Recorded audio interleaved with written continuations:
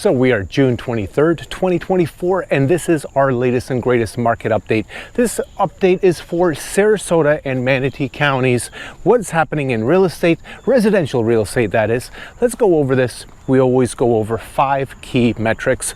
First metric is going to be the total number of closed sales. How many homes and how many condos sold. Now this doesn't include vacant land, commercial properties, large multifamily, or anything like that. And this goes over the difference from April 2024 to May 2024. Let's go over the numbers. In April, we had 2,203 sold properties, and in May we had 2,338. That is an astonishing 6.1% more sales. Amazing. A slight rebound after having another slight rebound last month. I don't know if you watched that update, but I'll tell you, total closed sales is an important one to watch, and thankfully we are rebounding a little bit. Of course, this is on the end of our season. This is when we have a lot of tourists coming out, a lot of snowbirds coming out, and some of them are buying. So we really have to pay attention to what's going to be happening in the next, 3-4 months, which is the summer, our slowest time. Our second key metric is our median sales price. We're going to break this down into Sarasota County and Manatee County, and then further breaking it down into single family homes and condos. Take a look at this chart right here. It's showing you that within April to May, we had 3 out of 4 segments go down in price. But this is after we had a stellar update last month where everything went up in price. So actually, we are just a little bit lower than we were last month, but we are still quite a bit higher than we were a couple months ago. Now, the median sales price is not the average sales price. The average sales price tends to be higher than this because we have a lot of luxury homes selling here that have a really big price tag, and we actually had a $19.8 million sale on Longboat Key that definitely skews the numbers when you're taking averages. So this is the median. As you can tell, the only thing that really got hit hard are the Sarasota condos. And let's talk briefly about the condos. One of the things that's happening is, as you know, a lot of inventory is hitting the market, and that's mostly because there's new regulations that as of January 1st, 2025, all the condo buildings that are 3 stories and higher are going to have to comply with. This has caused skyrocketing homeowner association dues and also a lot of special assessments. So the condo market is currently cooling down, as you can tell right here. Now, our next metric is our inventory, which is our number of months of properties that we have for sale. If we continue the same buyer demand that we have had, how many months will it take to sell out everything? And keep this in mind.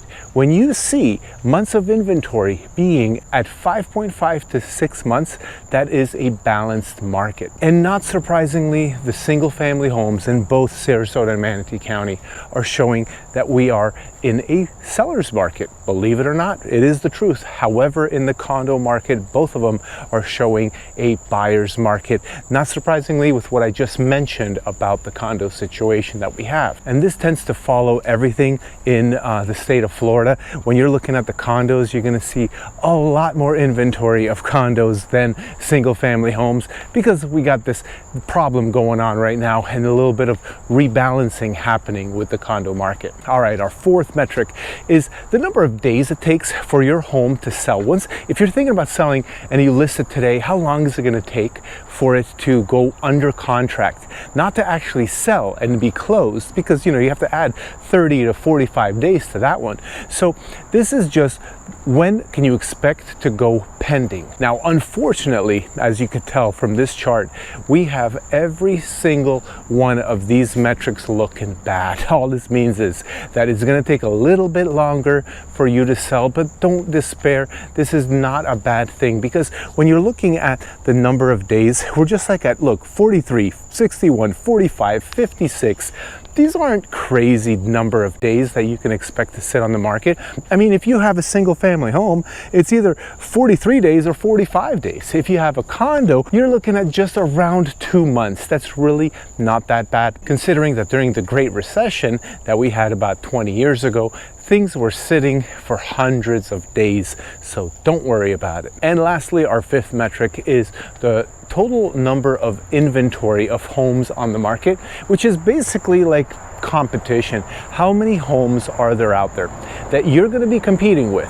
And thankfully, we have less homes for sale this month, or in May, I should say, than we did in April. Now, this just checks on a particular day, the end of the month, the last day of the month. And in April, we had 9,391 homes. And in May, we had 9,277 homes for sale. That's actually a decrease of 1.2%. Not a huge number, but I will say everything counts. If we continue having decreases of inventory, what is going to happen is that prices could possibly go up regardless of what the interest rates are, because as you have less homes for sale, the buyers that need to buy are going to buy, and they're going to offer however much they want to offer on whichever home they want, which is usually the best one, as I like to say, the obvious choice. Now, if you have any specific questions that you want to talk about, give me a call. My number is 941-888-SOLD. That's just a calling number. You can't text that number,